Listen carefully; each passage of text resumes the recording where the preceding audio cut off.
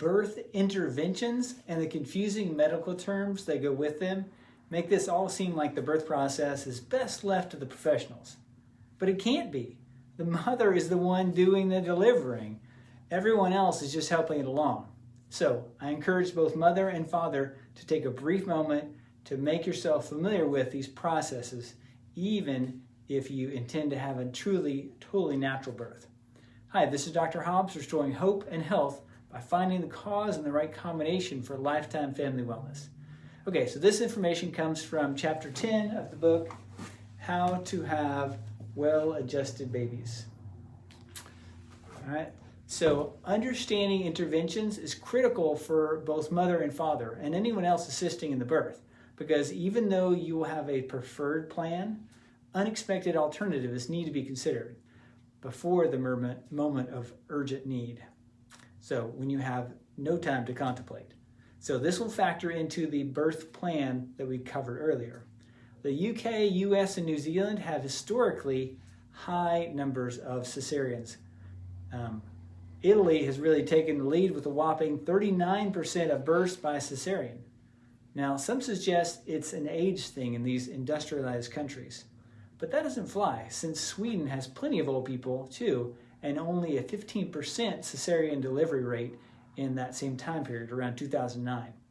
So you'll find that certain hospitals have much higher or lower rates as well. The point is, look into this beforehand. Another thing to consider is if you plan to use a little anesthesia or some pain relieving meds during labor, it's important to realize that a little bit of this can lead to a whole lot of that. So the point, read this chapter to learn the side effects on the mom and the baby for the short term and the long term, and sometimes a lifetime. So before you learn how modern science has learned to induce labor, it's helpful to learn how God has designed our bodies to naturally initiate labor. So there's some points here. Point number one, healthy term babies are born anytime between 37 and 42 weeks. 40 is not late. 41 is not late. 42 is not late. 43 is late. Point number two, a birth that begins naturally is more likely to end naturally. Since, said another way, the chances of a cesarean are much higher for women who are induced, especially first-time mothers. All right, point number three, apply all the preparation for birth tips in chapter 9 to increase your odds of a natural birth. A recent study found that women had a higher probability of normal birth if they lived outside major metropolitan areas, if they did not receive private obstetric care, had freedom of movement throughout labor, received continuity of care in labor and birth, did not have an augmented, aka induced labor, or gave birth in a non-supine position, that is, not laying on their back.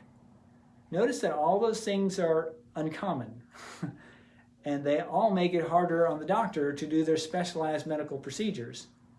So food for thought. So go back and listen to that again. Okay, here's the natural hormone dance. A balance of estrogen and progesterone prevents coordinated contractions and cervix dilation. Okay, so this is before labor. Then a brain hormone in the mom increases estrogen production. This increases uterine sensitivity to oxytocin, another hormone released by the brain, causing the uterus to contract. Then mom's production of prostaglandin hormones causes the cervix softening and helps uterine activity. The same hormone that increases estrogen causes the baby's increase in cortisol hormone production, which this in turn stimulates the maturing of the baby's lung development. Now that doesn't happen when babies are delivered preterm. You can see how this complex dance of hormone interactions could never be done ideally artificially, and how these artificial hormones with induction can cause some problems. So what is induction? It's defined as artificially starting labor that has not started naturally. Induction is usually achieved by one of three methods. Number one, inserting prostaglandin gel in the mother's vagina. Or number two, artificially rupturing or stripping the mother's membranes. Or number three, an IV drip of Pitocin. Although induction is usually recommended to prevent complications of being overdue, induction procedures also come with risks, and one intervention often leads to another. So before agreeing to induction, discuss with your doctor an option of baby monitoring daily as an alternative to rushing in.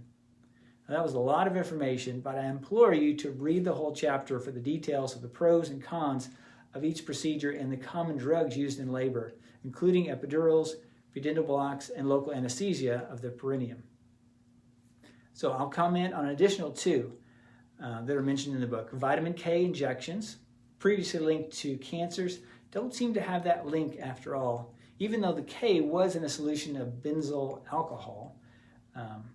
So it's a bit of a toss-up, but if you have no family history of bleeding disease, the baby's healthy, and the birth was not unusually traumatic, consider not allowing the shot. Finally, hepatitis B vaccine shot for newborn infants. It might be beneficial for babies who are hepatitis B carriers, having contracted it from the mom, but why would it be helpful for other newborns? So this is a disease of sexually promiscuous or IV drug users, not infants. Okay, so pick up the book, read all about those procedures and drugs. This will empower you to write a clear and complete birth plan, including contingencies. All right, I'll see you in the next video about birth trauma and recovery. Have a great day. May God bless you and your baby. So give us a call or make an appointment if you'd like us to help you. We would love to help out with you and or your baby. All right, have a great day.